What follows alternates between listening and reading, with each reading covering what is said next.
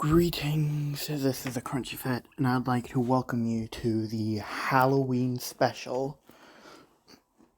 So today, I will be doing What If Female Deku was Jason Voorhees? Or I'll just shorten this to What If Female Deku was Jason. Now, I did get another request for a Halloween one, but I completely forgot about it, so I do apologize for it. If you send it to me, I can make it. If you do remember who you are who sent it, then you just message me again. So, anyways, let's start. So, Deku's quirk will be called Immortal Revenant. So So basically, what this quirk allows it basically means that she can't die by any means, and we all know from seeing the Friday the 13th films that Jason is basically indestructible. Second, her strength will basically be increased, and she will also be able to teleport and mask her presence. So, I'll say in this one, for those of you who have seen Jason's backstory, you'll know that Jason had a abusive father, so this will sort of be the same thing, so I'm sorry for dispensing this trauma onto Deku. Anyways, so Deku would be born to Inko and Hisashi Midoriya. Now, with Izumi being born with brown hair. And I think that's teal colored eyes. I could be incorrect, do correct me if I'm wrong. They look teal to me. Anyway, so I'll say Hisashi doesn't know his dad. So Hisashi's dad had brown hair, so it was a recessive gene. But Hisashi didn't know this, so he thought Inko had cheated on him.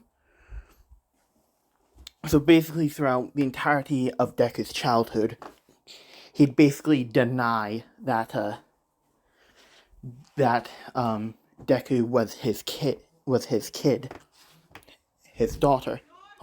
Sorry about that.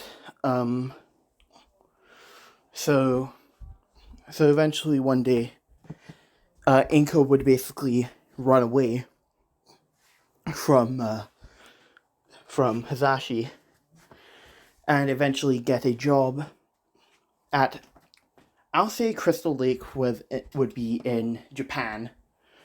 So Camp Crystal Lake will be in Japan, not in the United States.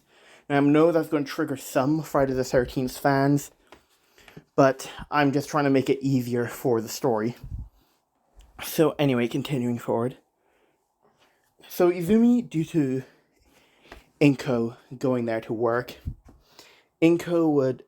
she would basically get a free pass into the camp every time during the summer. Now, all the kids think that Deku is quirkless, since she had never shown off her quirk at all. So they'd basically bully her the entire time she was at camp for being quirkless. And in this timeline, if I do remember, now Deku can't swim, so they decided one day, as a funny prank, they would throw her into the lake, because they didn't know that Deku couldn't swim, because they think that everyone at their age can swim, even quirkless people. When in actuality, Deku has thalassophobia, and thalassophobia is basically a fear of like deep bodies of water, so like lakes, oceans, and all that. So basically, if they can't see the bottom of it, they'll basically be terrified. Now I know. So they'd basically they'd basically start bullying Deku again and move her closer and closer to the docks, as it eventually get to the point where they would then end up throwing Deku into the lake, as Deku's fear of the lake would basically cause her to panic and start splashing around and start inhaling water, which, for those of you who don't know, is usually how people end up drowning, because they inhale a lot of water and their bodies can't process it. As eventually Deku would then begin to sink to the bottom of the lake, as there were no counselors able to stop this, because they were basically doing, if you know, you know. I'm not gonna say it, and I don't think you guys should say it in the comments either. So Inko basically hears about this and becomes super depressed from this, because her only daughter was killed by some kids in a prank. And Katsuki Bakugo was a part of this, so Inko basically cut off all connection to Mitsuki Bakugo, who was her best friend, because Inko basically blames Mitsuki's parenting skills for Deku's death. And Bakugo would basically get... Now, Bakugo and all the other kids would have gotten away with this, because, there are more important things to deal with than dealing with some quirkless kid. So, now, I'm not going to have Inko go die. I'm not going to have her do that. Okay, I'm not wanting this story to be that depressing, okay? I wanted to have, some light in this glimmering darkness of this what if. Anyway, so we get to the bottom of the lake, where Deku is still alive. Now, I do apologize for the lack of dialogue in my recent what if and this what if, because I just got back and I haven't really thought up any dialogue yet. So do forgive me. As Deku would basically be stuck at the bottom of the lake for... So I'll say she is... Hold on, give me a second. So I'll say she is a bit older than Bakugo, so I'll say Bakugo was 9 at the time, and Izumi was 11. So, yeah, I'll just use Izumi for this one. So Izumi was basically trapped under that lake for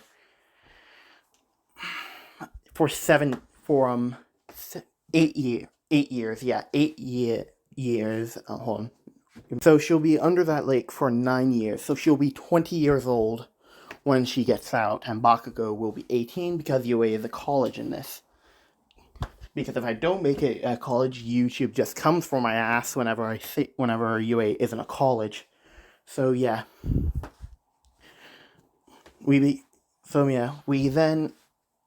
So over the years, Izumi would basically be panicking, trying to get off the bottom of the lake, but she can't, because I'll say a chain from a anchor. I'll say it was an anchor, because the area was flooded for a little bit and used to be quite a big water area. So there's an anchor at the bottom of the lake, and its chains are wrapped around Izumi's ankle, so she couldn't get out.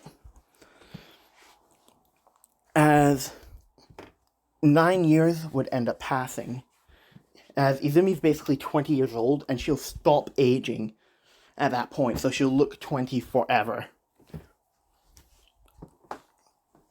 As she would a couple years later, the chain on the anchor would have... 9 years later, yeah. The chain on the anchor would basically rust that much to where Izumi could basically break free from it, as she would then make it to the surface. So I'll say Inko is in her late 40s now, and she's basically been grieving Izumi's loss all this time, and has come to the docks every single year on the anniversary of Izumi's supposed death. As when Inko gets there, Izumi basically comes out from the water, which scares Inko, as she would then run away. As Izumi would then proceed to climb out, as Inko would then fall over, basically panicking because she doesn't know who this is. As eventually Izumi would get close to Inko, as she would kneel down and hug her. As Inko would then realize that this is Izumi. As Inko would say, "Izumi, is that you?" As Izumi would respond with, "Yes, Mom, it's me. I'm back. I'm so sorry." As Inko would say, It's fine. It's fine. I just wish I knew that you were down there. Then still alive. I could have done something." As Izumi would continue hugging her, as she'd say, "No, it's fine, Mom, really. I managed to... If that incident never happened, then I would never have conquered my fear." As Inko would say, "Wait, you mean you're no longer afraid of water?" As Izumi would say, "That's right. I'm not afraid of it anymore." As Inko would say, "Well, I do think, well, if it will bring you closure, the kids that thrown you into the lake had been banned from ever coming back to Camp Crystal Lake ever." As Izumi would say, "Well, so where are they now?" As Inko would say, "I don't know where they are. I cut communications with them long ago, even Mitsuki." As Izumi would say, "They need to be...